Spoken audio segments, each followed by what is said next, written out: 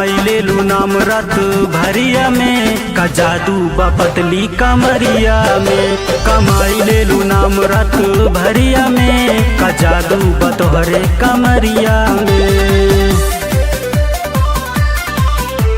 presented by Saddam Gurukpuriya। कमाई ले लू नाम रात भरिया में का जादू बा तोहरे कमरिया में। गैल रहू पढ़े का कैलू पढ़ाई दिहलू मजाक में वीडियो बनाई। तोहरा दिमाग में का चलले बाची दिहलू तू रील बनाई हो नाची। दिहलू तू रील बनाई हो नाची। गैल रहू पढ़े का कैलू पढ़ाई दिहलू मजाक में वीडियो बनाई। तोहरा दिमाग में का चलले बाची दिहलू तू रील बनाई हो नाची। तनका धारे दसट जा पजरिया में पजरिया में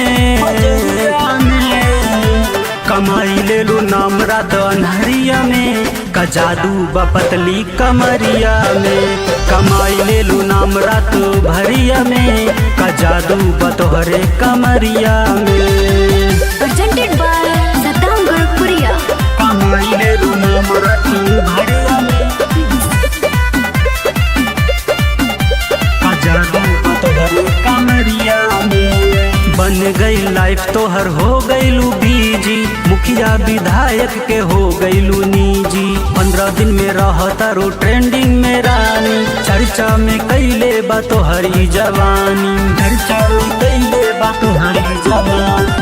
बन गई लाइफ तोहर हो गईलू बीजी मुखिया विधायक के हो गईलू निजी। 15 दिन में रहता रो ट्रेंडिंग में रानी चर्चा में कैले बा तोहरी जवानी।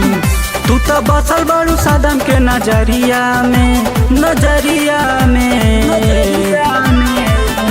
कमाई ले लू नाम रात भरिया में का जादू बा पतली कमरिया में। कमाई ले लू नाम रात अन्हरिया में का जादू बा तोहरे कमरिया में।